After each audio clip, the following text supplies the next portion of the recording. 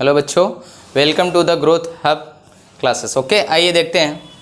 आज मैं डिस्कस करने जा रहा हूँ इलेक्ट्रोस्टैटिक का टॉपिक इलेक्ट्रिक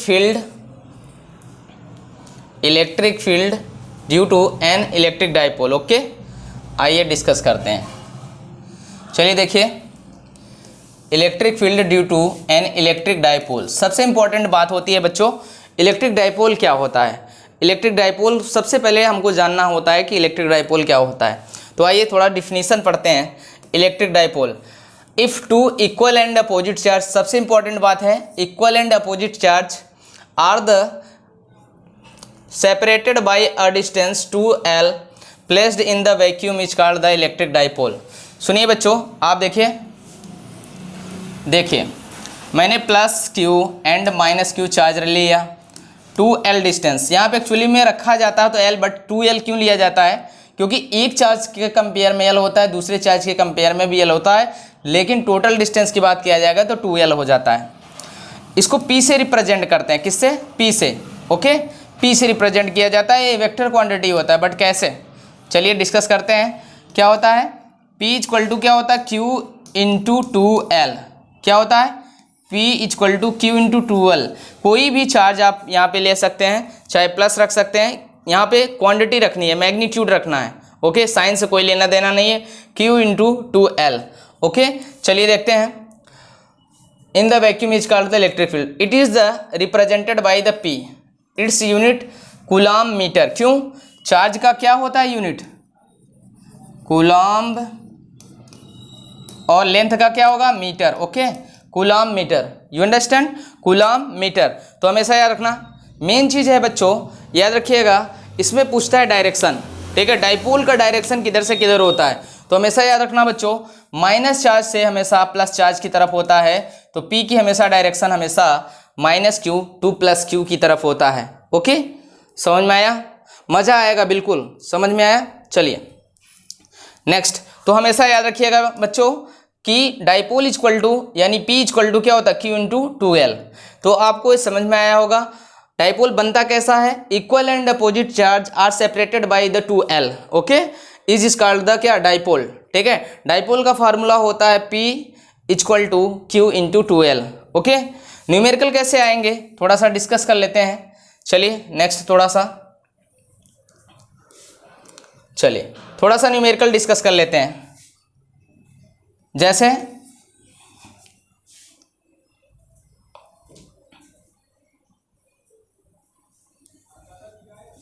चलिए देखिए, यहाँ पर मैंने चार्ज ले लिया, ठीक, 1.6 इंटू 10 के पावर -6 कूलम्ब प्लस q, और यहाँ पर -1.6 इंटू 10 के पावर -6 कूलम्ब।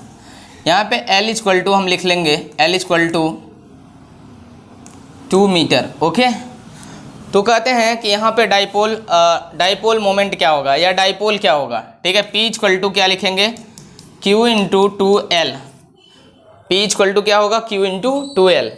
तो हम यहाँ पे कैलकुलेट करेंगे। Q की वैल्यू क्या होगी? 1.6 इंटू 10 के पावर -6। ओके, -6 इंटू डिस्टेंस क्या है? 2 जरूर लेंगे। यहाँ पे ऑलरेडी 2 दिया हुआ है, तो इसलिए इंपॉर्टेंट है, कैलकुलेट कर ले सकते हैं।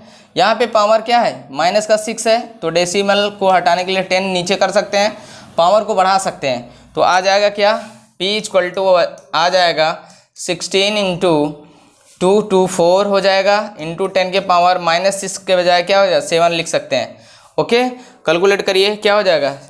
64 इंटू 10 के पावर -7 कूलम्ब मीटर। हमेशा याद रखिएगा, इसका यूनिट नहीं भूलना है। ठीक है, तो याद रखिएगा बच्चों, इलेक्ट्रिक डाइपोल क्या होता है मैंने डिफाइन कर दिया। ठीक है, इसको किससे रिप्रेजेंट करते हैं? इलेक्ट्रिक डाइपोल में डायरेक्शन क्या होता है? तो हमेशा याद रखिएगा minus charge two plus charge. हमेशा याद रखिएगा कि P का डायरेक्शन किधर से होता है? तो -2 प्लस। समझ में आया? फार्मूला याद रखिएगा हमेशा। ठीक है, चलिए नेक्स्ट। चलिए, electric field due to dipole are 2 types. सुनिएगा, सबसे इंपॉर्टेंट है इलेक्ट्रिक फील्ड पूछता है डाइपोल के द्वारा। सबसे इंपॉर्टेंट समझिएगा, थोड़ा सा हम क्लियर करना चाहते हैं कि इलेक्ट्रिक फील्ड कैसे हम कैलकुलेट करते हैं डाइपोल के द्वारा। वेरी इंपॉर्टेंट, बोर्ड के अकॉर्डिंग, कंपटीशन के अकॉर्डिंग दोनों समझिएगा। सबसे इंपॉर्टेंट है, हम डाइपोल अभी जस्ट पढ़े हैं, इसको पी से रिप्रेजेंट करते हैं, प्लस क्यू और माइनस क्यू। कहते हैं कि एक्सिस हम बना लेते हैं, थोड़ा सा टू टाइप कैसे बना है, एक्स एक्सिस और वाई एक्सिस। अगर किसी डाइपोल को, दो टाइप कौन कौन होते हैं हम अभी समझा रहे हैं, ठीक है। अगर डाइपोल को बेटा किसी, याद रखिएगा, एक एक्सिस के अकॉर्डिंग, किसके अकॉर्डिंग, अगर हम डाइपोल में इलेक्ट्रिक फील्ड को एक्स एक्सिस में कैलकुलेट करते हैं, जिस एक्सिस पे रखा गया है उसी एक्सिस में पॉइंट पी पर आर डिस्टेंस पे कैलकुलेट करते हैं, तो इसे बोलते हैं एक्सियल पोजीशन। क्या बोलते हैं? Axial position. हमेशा इंपॉर्टेंट है, याद रखिएगा इसे, एक्सियल पोजीशन। तो कहते हैं यहाँ पे दो, फर्स्ट आपका हो गया इलेक्ट्रिक फील्ड, याद रखिए electric field due to the dipole are two type. First है एक्सियल पोजीशन पर इलेक्ट्रिक फील्ड क्या होता है, ओके, एक्सियल पोजीशन इंपॉर्टेंट, याद रखिएगा एक्सियल पोजीशन। अब कहते हैं डाइपोल जिस एक्सिस पे रखा गया है उसके अपोजिट वाले, अगर उसके अपोजिट या उसके परपेंडिकुलर वाले एक्सिस पर हम डिस्कस करते हैं, किसी पॉइंट यहाँ ले लेते हैं, वाई एक्सिस में पॉइंट पी लेते हैं, तो यहाँ पर जब हम किसी इलेक्ट्रिक फील्ड को कैलकुलेट करते हैं तो इसे बोलते हैं इक्वेटोरियल। क्या बोलते हैं? Equatorial position. इक्वेटोरियल पोजीशन, तो हमेशा याद रखिएगा इक्वेटोरियल पोजीशन। तो दो टाइप का इलेक्ट्रिक फील्ड हम कैलकुलेट करते हैं डाइपोल के द्वारा। तो हमेशा याद रखना, अगर एक्स एक्सिस में रख कर के, एक्स एक्सिस पे पॉइंट लेकर के हम डिस्कस कर रहे हैं तो उसे बोलते हैं एक्सियल पोजीशन। क्या बोलते हैं? Axial position. तो हेडिंग ऐसे बन सकती है कि electric field due to the dipole at the axial position. ठीक है, आपसे इसका डेरिवेशन पूछता है और बोर्ड एग्जाम में तो ऑलरेडी आया हुआ है, कई बार आया हुआ है, हर बार आता है। एक इसमें से कोई एक आना तय है, ये 100% होता है।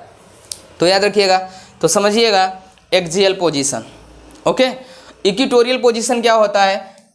एक्स एक्सिस में मैंने डाइपोल को रख लिया और वाई एक्सिस में पॉइंट को लेकर के जब डिस्कस करते हैं तो ऐसे पोजीशन को हम बोलते हैं क्या? Equatorial position. क्या बोलेंगे? Equatorial position. समझ में आया बच्चों? तो ये तो मैंने पोजीशन को डिस्कस कर दिया। तो याद रखना टू टाइप्स, फर्स्ट टाइप क्या है? एक्सियल पोजीशन, दूसरा है इक्वेटोरियल पोजीशन। तो हमेशा याद रखिएगा, हम इसी को डिस्कस करने जा रहे हैं। समझ में आया? चलिए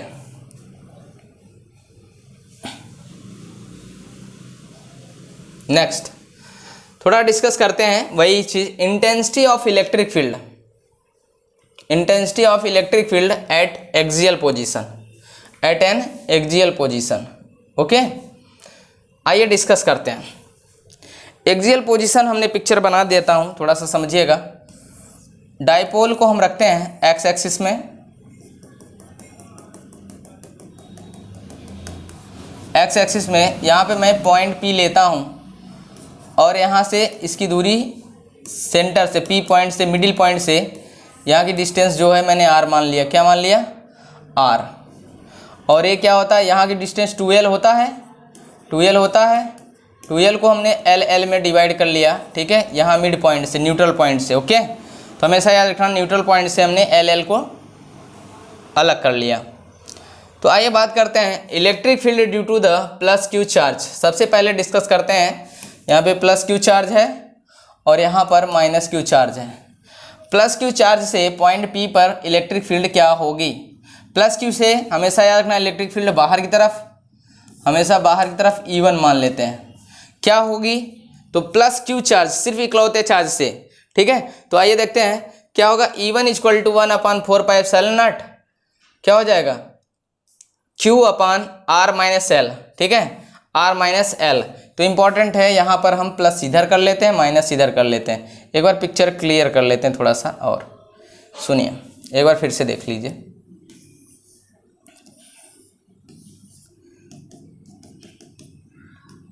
एक्स एक्सिस पॉइंट मैंने P ले लिया, यहाँ से टोटल डिस्टेंस क्या होता है? 2l होता है, ठीक है। न्यूट्रल पॉइंट से मैंने l रख लिया, यहाँ से डिस्टेंस, यहाँ से भी l है। यहाँ से याद रखिएगा, यहाँ से लेकर डिस्टेंस पॉइंट P की जो है क्या माना मैंने, आर मान लिया। क्या मान लिया, आर। यहाँ पे माइनस क्यू चार्ज रख लिया, यहाँ पे मैंने प्लस क्यू चार्ज रख लिया। कोई दिक्कत? चलिए अब हमको चेक करना है क्या, हम बोल रहे हैं electric field due to the plus Q charge at the point P. Plus Q charge यहाँ पर है, यहाँ से पूछ रहा है इलेक्ट्रिक फील्ड बाहर की तरफ हमेशा मिलेगी E1, ठीक है। E1 इलेक्ट्रिक फील्ड का फार्मूला होता है क्या, 1/4πε0। क्यू क्या है, प्लस क्यू है तो क्यू रख लिया। अपन डिस्टेंस देखेंगे, डिस्टेंस क्या होता है, अगर यहाँ से लेके डिस्टेंस यहाँ तक है तो सिर्फ हमें चाहिए यहाँ के डिस्टेंस। तो यहाँ के डिस्टेंस निकालने के लिए क्या करेंगे, R में से हम माइनस कर लेंगे किसको, L को, तो आ जाएगी यहाँ से चार्ज लेकर के पॉइंट P तक की, ठीक है। तो हमेशा याद रखना, ठीक है। तो ऐसे कैसे सॉल्व करेंगे, Q/R - L का होल स्क्वायर, ठीक है। चलिए अब कहते हैं electric field due to the minus Q charge at point P। Minus Q charge के द्वारा पॉइंट P पर इलेक्ट्रिक फील्ड क्या होगी, माइनस है तो माइनस की वजह से इलेक्ट्रिक फील्ड क्या होगा, अंदर की तरफ मिलेगा E2, okay, E2, okay, E2 मिलेगा। E2 क्या हो जाएगा, यहाँ पे E2 बना लीजिए। E2 क्या हो जाएगा, 1/4πε0 Q/R+L। क्यों, क्योंकि हम यहाँ से अब डिस्टेंस देखना चाहते हैं, यहाँ से लेके यहाँ पॉइंट P तक। तो R डिस्टेंस यहाँ है, अगर इसमें L और जोड़ लें तो कहाँ पर पहुँच जाएगा, माइनस Q से P पॉइंट तक का डिस्टेंस मिल जाएगा। तो L प्लस क्या हो जाएगा, R। तो यहाँ से टोटल डिस्टेंस कितना मिलेगा, L + R। तो रख लिया LR+L का होल स्क्वायर। समझ में आया बच्चों, समझ में आया कि नहीं आया, बिल्कुल क्लियर हुआ होगा। तो यहाँ तक हमें चीज़ें समझ में आया। E1 की वैल्यू कैसे आई, यहाँ पर प्लस क्यू की वजह से इलेक्ट्रिक फील्ड कैसे कैलकुलेट किया, यहाँ का डिस्टेंस कैसे आया ये पता हो गया। R डिस्टेंस न्यूट्रल पॉइंट से मैंने माना था, R में से अगर L को माइनस कर लेता तो यहाँ का आ जाता डिस्टेंस, जो मैंने यहाँ पे पुटअप कर दिया। माइनस क्यू चार्ज से जब मैंने देखा पॉइंट P पर इलेक्ट्रिक फील्ड, तो यहाँ से लेकर के यहाँ तक की डिस्टेंस चाहिए थी, तो R प्लस क्या हो गया, L हो गया, R+L, ओके। तो मैंने पुटअप कर दिया। चलिए बेटा आपको E1 और E2 मिल गया है। अब पूछा जाता है कि एट द पॉइंट P पर टोटल यानी नेट इलेक्ट्रिक फील्ड क्या होगा, टोटल नेट इलेक्ट्रिक फील्ड क्या होगा, इसको पूछा जाता है एक्सियल पोजीशन पे। ये डेरिवेशन है बच्चा, बोर्ड के लिए बहुत इंपॉर्टेंट है, कंपटीशन के लिए तो समझ लो बल्ले बल्ले, ओके। नेक्स्ट, चलिए ये समझ में आया। चलिए थोड़ा सा आगे बढ़ते हैं।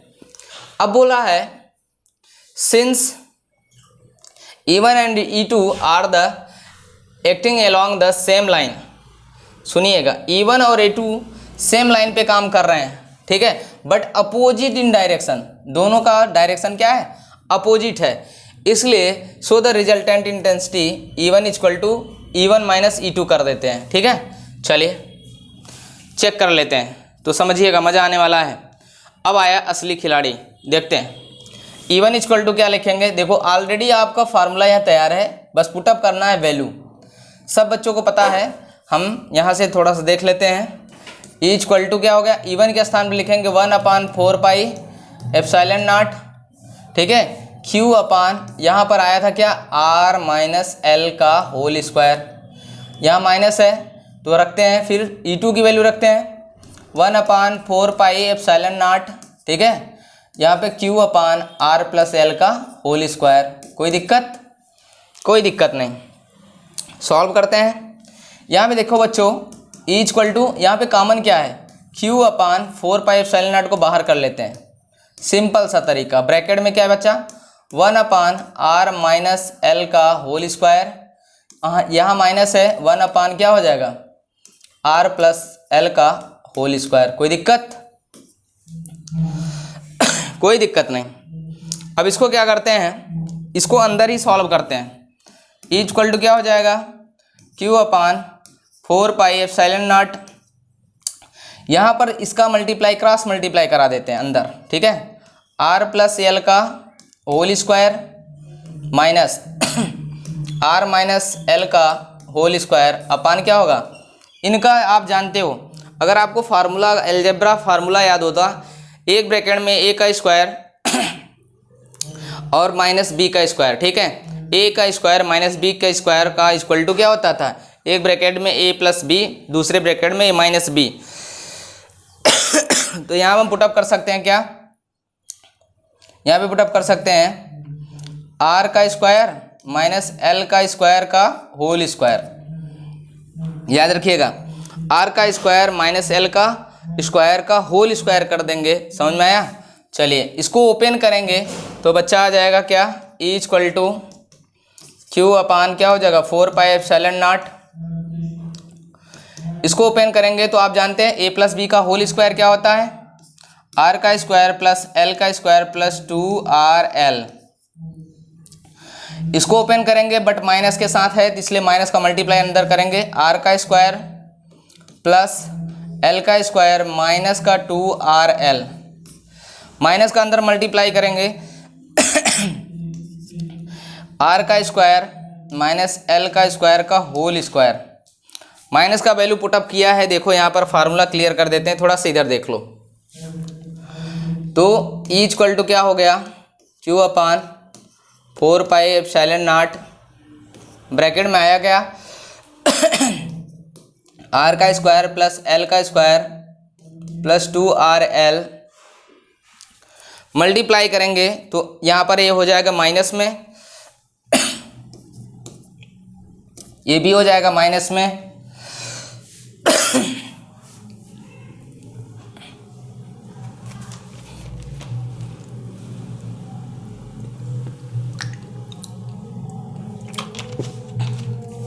देखो बच्चों एल का स्क्वायर ओके, और यहाँ पर हो जाएगा plus 2RL okay bracket upon R का स्क्वायर माइनस एल का स्क्वायर का होल स्क्वायर ओके।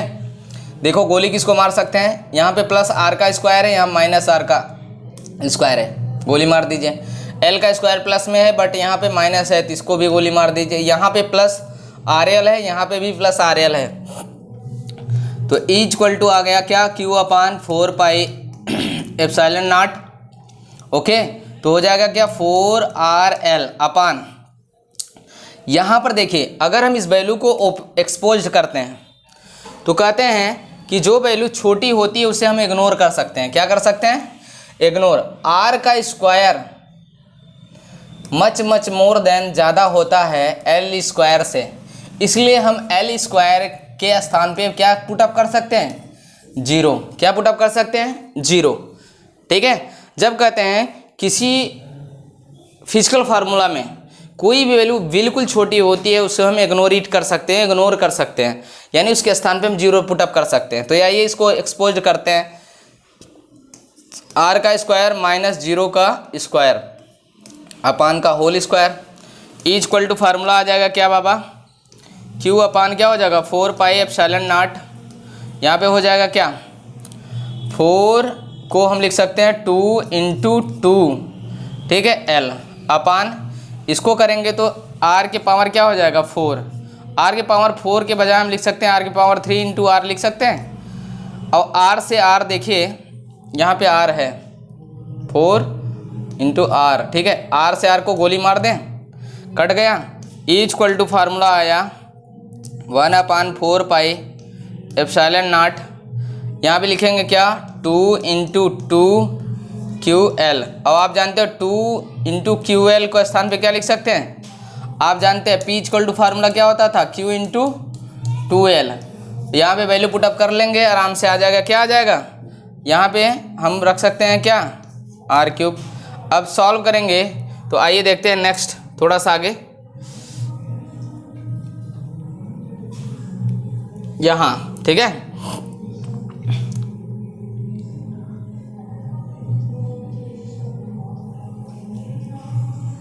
चलिए वही मैंने बोला इग्नोर करने का बात ठीक है, R square much more than L square, तो एल स्क्वायर इक्वल टू क्या करेंगे 0, पुटअप कर दिया।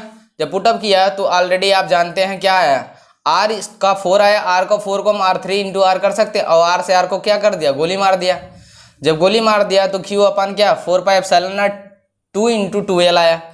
आप जानते हो क्या करना है, 2 को बाहर लिखे Q इंटू 2L। आप जानते हैं P इक्वल टू क्या होता है Q इंटू 2L, मैंने समझाया अभी जस्ट। तो यहाँ पे वैल्यू के स्थान पे हम क्या रख सकते हैं P रखेंगे तो क्या आ जाएगा E equal to 1 upon 4 pi epsilon naught ठीक है, 2P अपान क्या हो गया R3 इंपॉर्टेंट फार्मूला याद रखना, इंपॉर्टेंट है, इंपॉर्टेंट प्रूविंग भी है, इंपॉर्टेंट फार्मूला भी है, तो इसलिए बच्चों इसको याद करना है। प्रूविंग बोर्ड एग्जाम के लिए बहुत इंपॉर्टेंट है, चाहे CBSE, ICSE और यूपी बोर्ड, सबके लिए ये बहुत बड़ी चीज़ है और एक कम से कम आपका 5 मार्क्स का आएगा प्रूविंग, इसलिए तैयार रहिएगा बच्चों, ठीक है। चलिए इसमें डायरेक्शन पूछता है, क्या पूछता है? डायरेक्शन। डायरेक्शन कैसे पूछता है? पूछता है what is the direction of the electric field at the axial position. तो आइए चेक करते हैं, पहले इंपॉर्टेंट है पिक्चर बना लेते हैं। पिक्चर मेरा बना था +Q और -Q। आपको पता है ना P का डायरेक्शन किधर होता है? P का डायरेक्शन हमेशा माइनस से प्लस की तरफ होता है, माइनस से हमेशा प्लस की तरफ होता है। और कहते हैं कि यहाँ पे इक्वल लाइन आने की वजह से यहाँ पे जो डायरेक्शन आता है वो हमेशा सेम डायरेक्शन में, कैसा? सेम। इलेक्ट्रिक फील्ड का डायरेक्शन भी कैसा था जो हमने कैलकुलेट किया, E टोटली इसका डायरेक्शन सेम था। तो कहते हैं कि डाइपोल, यहाँ पे लिख सकते हो क्या, direction of P and E both same direction. Okay, same direction, direction क्या हो सकता है इनका? सेम, ठीक है, याद रखिएगा, इंपॉर्टेंट है। कहते हैं एट द एक्सियल पोजीशन में हमेशा इलेक्ट्रिक फील्ड और डाइपोल का डायरेक्शन क्या हो सकता है, क्या होता है? सेम। क्या होगा? सेम डायरेक्शन में होते हैं। तो आपको समझ में आएगा, उम्मीद है कि आपको ये फार्मूला और उसका डेरिवेशन बिल्कुल समझ में आया होगा। तो सभी बच्चों को बिल्कुल जैसे मैंने डेरिवेशन किया है तो वैसे ही अपनाना है, उसी तरीके से आपको करना है ताकि आपको अच्छे से अच्छे नंबर मिले। ओके, चलिए नेक्स्ट।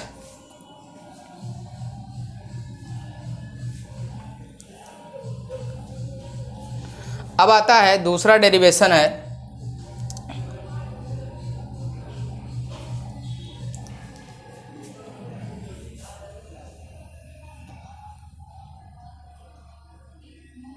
चलिए बच्चों, दूसरा डेरिवेशन है electric field at the any axis point of the dipole act along the dipole axis from negative to the positive. अच्छा, वही मतलब कुल मिला के इलेक्ट्रिक फील्ड का डायरेक्शन बताना चाहता है। Electric field any axis the point of the dipole act along the dipole axis from the negative to the positive, ठीक है, negative to the positive charge. चलिए, intensity of electric field due to the dipole at the equatorial position.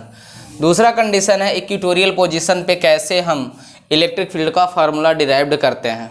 Okay, तो चलिए, सबसे important है electric equatorial position क्या होता है, हमने बोला था कि डाइपोल हमेशा याद रखिएगा -Q +Q। अगर x एक्सिस में कोई पोजीशन लिया जाता है, यहाँ पे पॉइंट P मान लिया r डिस्टेंस पर, यहाँ पर हम जब डिस्कस करते हैं तो ऐसे पोजीशन को इक्वेटोरियल पोजीशन बोलते हैं। क्या बोलते हैं? Equatorial position. Okay, equatorial position आप जानते हैं ये डिस्टेंस क्या होगा, L, और ये भी L, ठीक है, L होगा। तो यहाँ पर ये जो आपका हाइपोटेनियस होगा वो क्या आएगा, अंडर रूट में क्या होता है, r का स्क्वायर प्लस L का स्क्वायर। यहाँ पर भी लिख सकते हो r का स्क्वायर प्लस L का स्क्वायर। ओके, तो हाइपोटेनियस जो डिस्टेंस है, क्योंकि हमको एक्चुअली में यही डिस्टेंस चाहिए, +Q चार्ज के कारण हमेशा इलेक्ट्रिक फील्ड बाहर की तरफ E1 और इसके कारण इलेक्ट्रिक फील्ड हमेशा E2 अंदर की तरफ मिलेगा। नेट इलेक्ट्रिक फील्ड इधर बाहर पे आएगा, कैसे आएगा, इंपॉर्टेंट है, तो इसीलिए इंपॉर्टेंट है। इक्वेटोरियल पोजीशन पे आप देखिए E1 E2 cos थीटा रखेंगे तो क्या हो जाएगा, इंपॉर्टेंट है, इन दोनों को ऐड कर लेंगे, ठीक है। तो ऐड करने के बाद 2E cos थीटा आ जाएगा, क्या आ जाएगा, 2E cos थीटा, ठीक है। तो इंपॉर्टेंट है कैसे फार्मूला कैसे निकालेंगे, तो E1 पॉजिटिव चार्ज के कारण, कैसे, पॉजिटिव चार्ज के कारण हम निकालेंगे 1/4πε0 Q अपन डिस्टेंस का क्या है, डिस्टेंस से हाइपोटेनियस वाली लिया जाता है हमेशा, याद रखिएगा। तो क्या हो जाएगा, Q अपन R का स्क्वायर प्लस L का स्क्वायर, ठीक है, उसका होल स्क्वायर, ये इक्वेशन फर्स्ट। और इसको E2 इक्वल टू क्या रखेंगे, 1/4πε0, ठीक है, Q अपन अंडर रूट में R का स्क्वायर प्लस L का स्क्वायर, इसको 2 मान लेंगे, ठीक है। टोटल इलेक्ट्रिक फील्ड कैलकुलेट करना है क्योंकि एंगल पे एग्जिस्ट कर रहा है, तो ऐसे इलेक्ट्रिक फील्ड को हम क्या लिखेंगे, E1 cos theta plus E2 cos theta calculate करके, यहाँ पे थीटा होगा, ठीक है। इन दोनों को ऐड करने के बाद E1 को E मान लेंगे क्योंकि इक्वल चार्ज है, इसलिए E और E रख सकते हैं, ठीक है। 2E cos थीटा हो जाएगा और 2E cos थीटा, और cos थीटा का स्थान पे आप जानते हो ना क्या, हिंदुस्तान हरा भरा पाकिस्तान, ठीक है, कहते हैं ना, ये आपको आना चाहिए, ठीक है। cos थीटा इक्वल टू क्या होता है, L अपान हो जाएगा, यानी base upon hypotenuse, base upon hypotenuse, hypotenuse already है, बेस यहाँ पे L है, पुटअप करेंगे यहाँ पर वैल्यू, ठीक है। चलिए आइए देखते हैं नेक्स्ट, इसको याद रखिएगा। चलिए E1 इक्वल टू हो गया, यहाँ पे पुटअप कर लिया, ठीक है। E2 को यहाँ पे रख लिया और दोनों को आपस में ऐड किया तो आ जाएगा जो नेट इलेक्ट्रिक फील्ड आया था,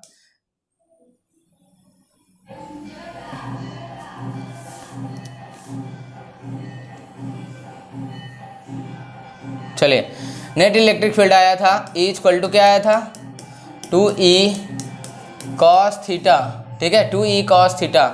तो आप जानते हैं 2 इंटू ई की वैल्यू क्या, 1/4πε0, ठीक है, या Q अपान 1 यहाँ लिख सकते हो क्या, अंडर रूट में क्या था, R का स्क्वायर प्लस L का स्क्वायर का होल स्क्वायर, ये था, इंटू cos थीटा का, cos थीटा के वैल्यू रखेंगे, पुटअप करेंगे, क्या था, L अपान क्या था, अंडर रूट में R का स्क्वायर प्लस L का स्क्वायर, ठीक है, हमेशा याद रखिएगा।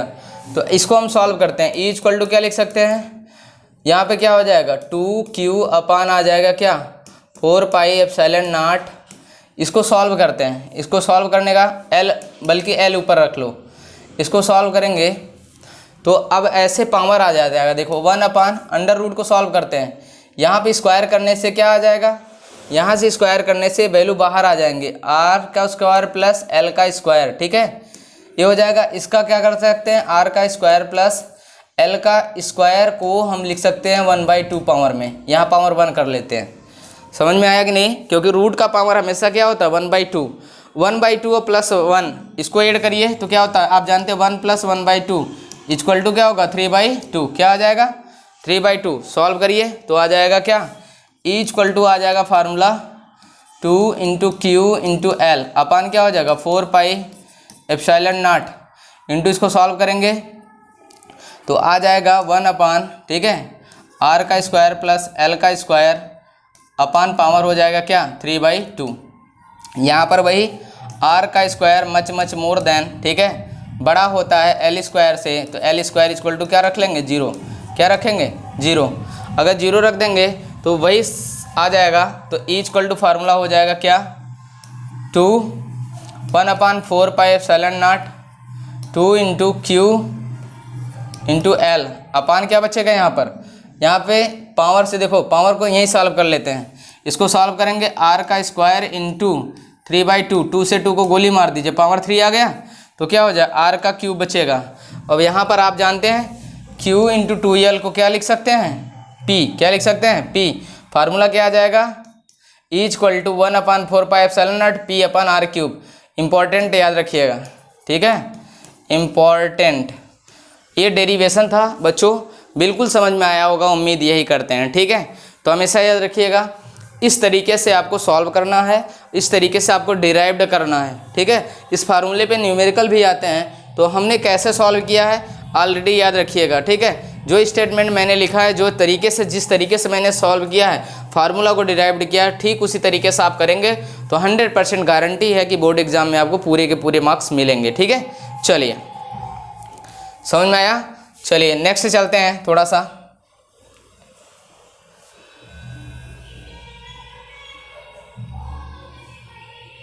चलिए देखिए द डायरेक्शन, यहाँ पर पूछा है इक्वेटोरियल कंडीशन में, इक्वेटोरियल कंडीशन में पूछा है डायरेक्शन, क्या पूछा है डायरेक्शन, हमेशा याद रखिएगा इक्वेटोरियल कंडीशन में डायरेक्शन क्या आता है, तो हमेशा याद रखिएगा,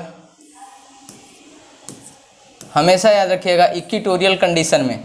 तो देखिए जो इलेक्ट्रिक फील्ड है, इलेक्ट्रिक फील्ड का आया कैसे था E2 और E1, ठीक है, यहाँ पे नेट इलेक्ट्रिक फील्ड इधर आया था, और आप जानते हैं यहाँ पे माइनस चार्ज था, यहाँ पे प्लस चार्ज, और P का डायरेक्शन क्या होता है माइनस से प्लस की तरफ। और देखो इलेक्ट्रिक फील्ड का डायरेक्शन किधर से किधर है, इलेक्ट्रिक फील्ड का डायरेक्शन इधर है, बट डाइपोल का डायरेक्शन हमेशा माइनस से प्लस की तरफ होता है। तो तो यहाँ पर वही पॉइंट डिस्कस करने के लिए मैंने लिखवाया है या लिखा है। देखिए, the direction of electric field, the direction of electric field at any point on the equatorial lines of the dipole will be the anti parallel. कैसा होता है? एंटी पैरेलल, यानी एंटी पैरेलल का मतलब एक इधर जा रहा है, ई इधर जा रहा है और पी का डायरेक्शन इधर है, तो इसको बोलते हैं, ऐसे लाइन को बोलते हैं क्या? Anti parallel. ठीक है, एंटी पैरेलल। ठीक है, एंटी पैरेलल, समझ में आया? तो एंटी पैरेलल बोलते हैं। कुल मिला के डायरेक्शन पूछा जाता है, कई हमने देखा है कि खास करके एसर्शन और रीजन को डिस्कस करने के लिए हमेशा याद रखिएगा, ऐसे सवाल छोटे छोटे पॉइंट से आते हैं, तो आपको ये चीज़ें बिल्कुल क्लियर होनी चाहिए। ठीक है, हमेशा याद रखिएगा ये पॉइंट। ठीक, चलिए नेक्स्ट चलते हैं। चलिए, एक क्वेश्चन है उसको सॉल्व कर लेते हैं। ठीक है, if an electric dipole placed at the axial position, very important. चलिए देखते हैं सवाल को कैसे सॉल्व किया जाएगा। एक्सियल पोजीशन का, placed at the axial position, what will be the electric field, electric field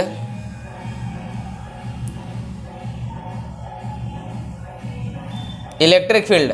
ठीक है, electric field 10 metre of the point of P if the dipole equal to इतना। तो आप क्या लिखेंगे? पहले गिवन पी इक्वल टू क्या दे रखा है, याद रखिएगा क्या दिया है? 4.5 इंटू 10 के पावर क्या -12 कूलाम मीटर। क्या है? Coulomb metre. समझ में? सेंटीमीटर गलती से ना समझिएगा बच्चों, याद रखिएगा। ठीक है, और यहाँ पे आर इक्वल टू दे रखा है कितना?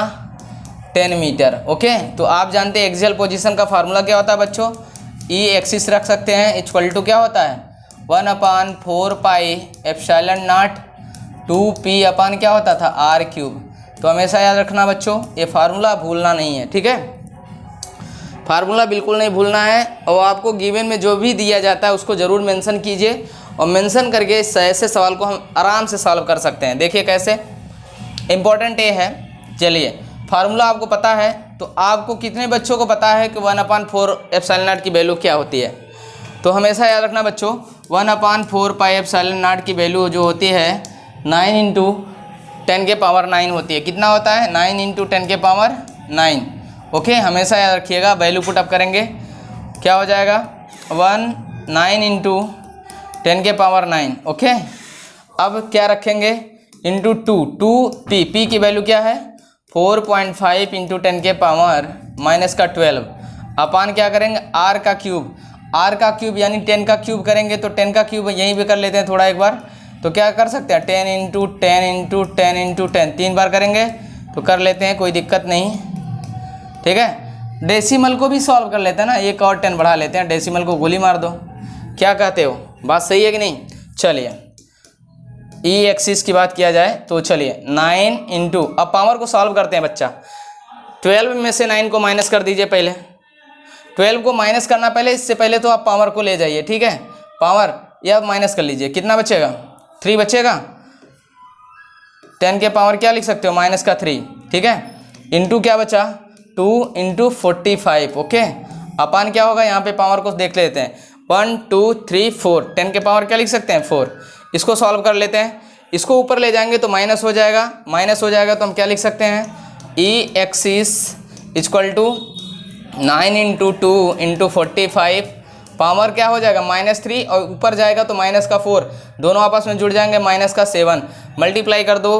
मल्टीप्लाई क्या आएगा? 18। ठीक है, 18 करिए, पहले इसका मल्टीप्लाई 90 हो जाएगा, तो 9 इंटू 90 इंटू 10 के पावर -7, और मल्टीप्लाई करिए एक बार, 9 9 जा क्या होता है? 81। ठीक है, 81 0 इंटू 10 के पावर क्या हो गया? -7। आप जानते हैं इलेक्ट्रिक फील्ड है, न्यूटन पर कूलाम लिख सकते हो। क्या लिख सकते हो? न्यूटन पर कूलाम। इंपॉर्टेंट ये है इलेक्ट्रिक फील्ड हमेशा। चलिए बच्चों, आज के लिए बस इतना, बाकी कल। ओके।